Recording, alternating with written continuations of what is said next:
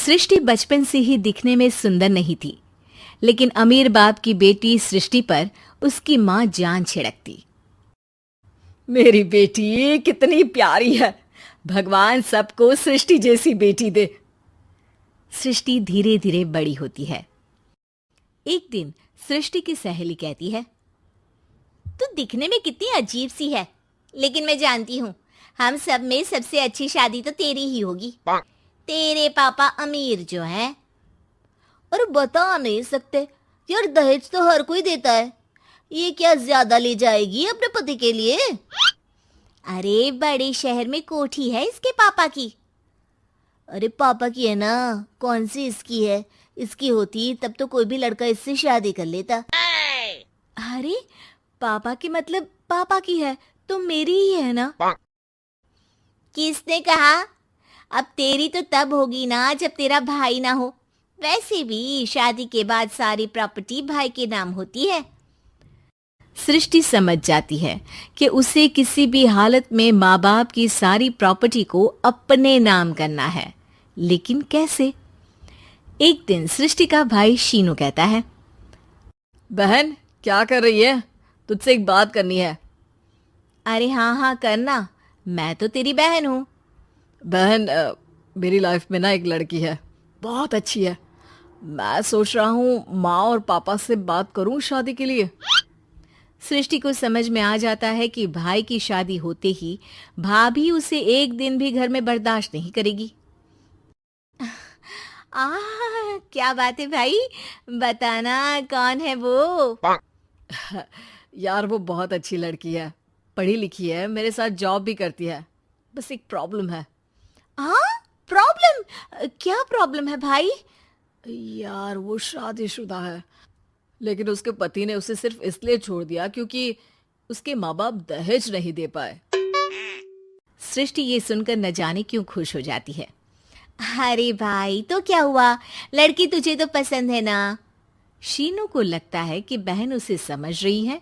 वो इस बात से अनजान होता है कि उसकी बहन की मंशा पूरा घर हड़पने की है। सृष्टि अपनी माँ से कहती है, मम्मी मुझे तो बहुत चिंता है, पता है शीनू क्या कर रहा है? अरे क्या कर रहा है, वो तो काम पर जाता है और वापस घर आता है। नहीं ना माँ, वो यही तो नहीं कर रहा, बाकी सब कर रहा है।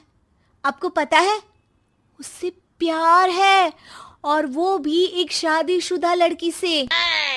हैं? ये क्या हो गया? मैं सोसाइटी में क्या मुंह दिखाऊंगी? अरे तेरे पापा तो यही कहेंगे कि मैंने ही उसे बिगाड़ दिया है। माँ देखो, मेरी बात मानो, पापा पर भी विश्वास करने की जरूरत नहीं है। अब आप ही बताओ, पापा इतनी देर घर के बाहर रहते हैं क्यों? बोलो। अरे बेटा वो तो नौकरी करते हैं ना। तू बहुत भोली है माँ, पापा का ऑफिस तो 7 बजे खत्म हो जाता है, लेकिन देखो कितनी देर से आते हैं। अरे नहीं नहीं बेटा, ऐसी कोई बात नहीं है। सृष्टि माँ को एक औरत से बात करते पिता की फोटो दिखाती है। देखो माँ, कैसे हैं पापा? मैं ना कहती थी कि पापा सही नहीं है।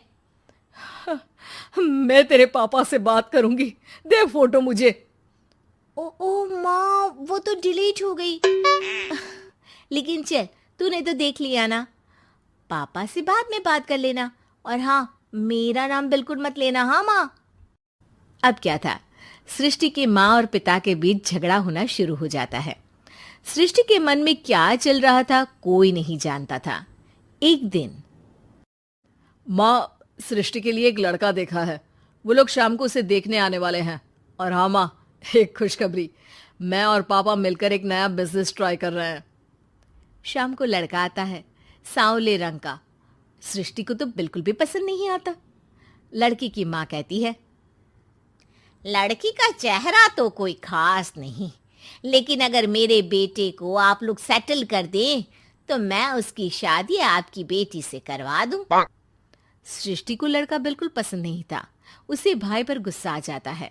लड़के वालों के जाने के बाद कहती है, माँ देखा, शीनू मेरे लिए कैसा लड़का लेकर आया, न दिखाने लायक न सुनने लायक, सेटल भी नहीं, वो भी हम करे। अरे माँ, मैं जानती हूँ ये मेरी शादी किसी भी घर में क्यों करवाना चाहता है। अरे कैसी बात कर रही है बहन? तूने तो देखा ना, लड़के को मैंने ही मना कर दिया तुझसे शादी के लिए। जिसने लड़का बताया था उसने उसकी बहुत तारीफ की थी। बात आई गई हो जाती है, लेकिन सृष्टि का मन शांत नहीं होता। क्या करूं, कुछ समझ में नहीं आ रहा।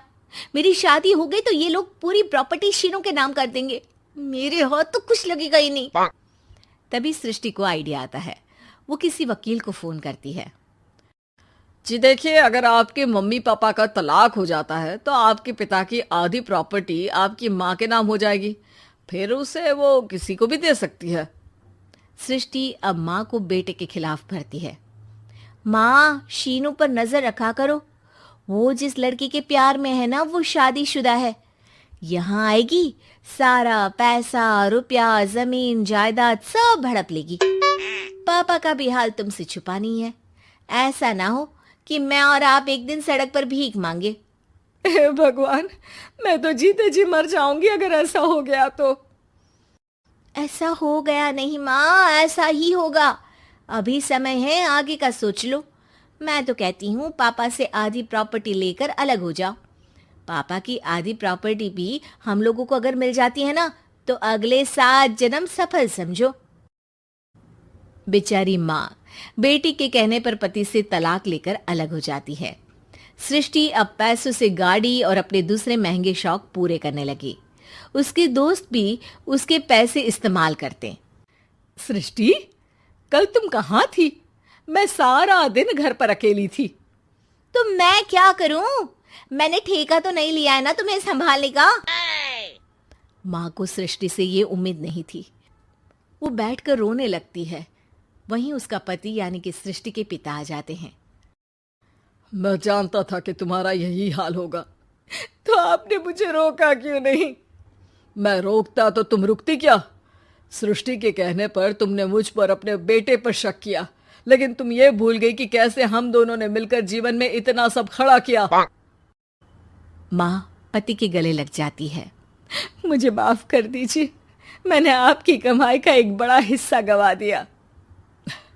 कोई बात नहीं, तुम साथ हो तो मैं ऐसी 7 प्रॉपर्टी खड़ी कर दूंगा। तभी वहां सृष्टि आ जाती है रोते हुए। माँ, मयंक ने मुझे छोड़ दिया। वो बोल रहा था जब तक मेरे पास पैसे थे तब तक ही वो मेरे साथ था। पापा, माँ, मुझे माफ कर दीजिए।